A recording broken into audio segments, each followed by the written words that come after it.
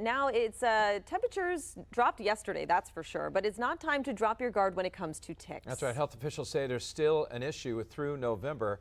Here to tell us about the tick situation this year and what you can do to stay safe is Maine CDC public health educator Megan Porter. Thanks for being with us here on Arc Maine this morning, Megan. Thanks for inviting me. So first off, what can you tell us about the tick situation right now in Maine as we, of course, get ready to start November? Yeah, so we're back into our second peak for the year of deer tick activity. So we've got adult deer ticks out, hungry, looking for a meal.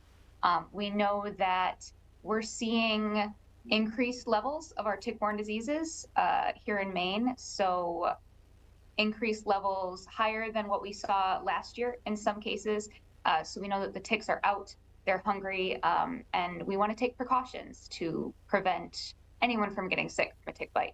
Tell us about tick activity for the rest of the season and where deer ticks are commonly found. Yeah, so we know deer ticks are able to make their own antifreeze. So even as temperatures drop towards the end of the year, they're able to stay out and active and biting anytime the temperature is above freezing. So anytime that you're going to go into tick habitat, which is unfortunately a lot of Maine, you want to be taking precautions. So anytime that you're going out where there are deciduous trees, so trees where the leaves fall off every year, if there's a lot of shrubs or tall grass, we want to be thinking about ticks when we go out there. Unfortunately, that can look like your backyard for a lot of people in Maine. So Megan, you get bit by a tick. What are some of the symptoms you could look out for when it comes to maybe a tick-borne disease? Yeah, so if you get bitten by a tick, you want to remove it as soon as possible if you find it. So just use tweezers or a tick spoon, something that's going to remove that tick as soon as you can. And then you want to look over the next month or so after the tick bite for symptoms of flu-like illness. So fever, muscle ache, fatigue, anything like that. Unfortunately, that looks like a lot of other illnesses that we have going on around this time of year. But if you've been bitten by a tick, make sure that you mention that to a healthcare provider if you start to feel sick, so they can have tick-borne illness on their list. And what are the biggest... Yes, please continue.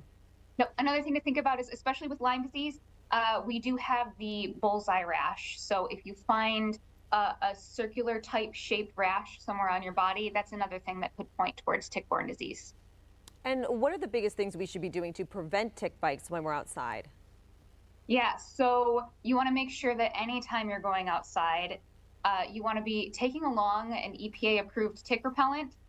So you want to look for chemicals like DEET, IR3535, picaridin, or oil of lemon eucalyptus on the label of those repellents. You can also use a product called permethrin on your clothes. So especially if you're a hunter or you like to go hiking in the fall, those are really good products to be taken along with you to treat your clothes before you go out. Let's talk about the way to remove a tick specifically. Do you still use the tweezers to pull them out, or what would you suggest?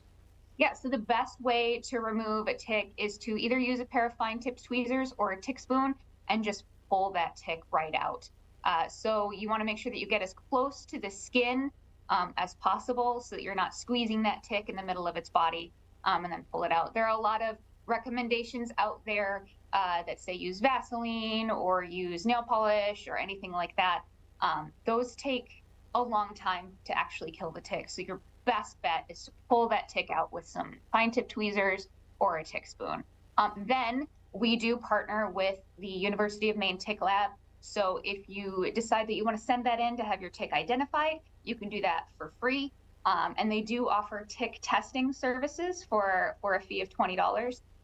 So you can get some information about what pathogens or germs your tick might have been infected with. You don't want to base your healthcare decisions on that. You want to base that on if you start to feel sick, but it could be some interesting information. And it's helpful to us to know where some of these ticks are that are infected. All right. And where can people learn more about all of this information and prevention efforts? Yeah, they can visit our website, which is maine.gov/Lyme, Lyme, to learn more information about ticks in Maine and ways that they can stay safe. All right. Thanks so much.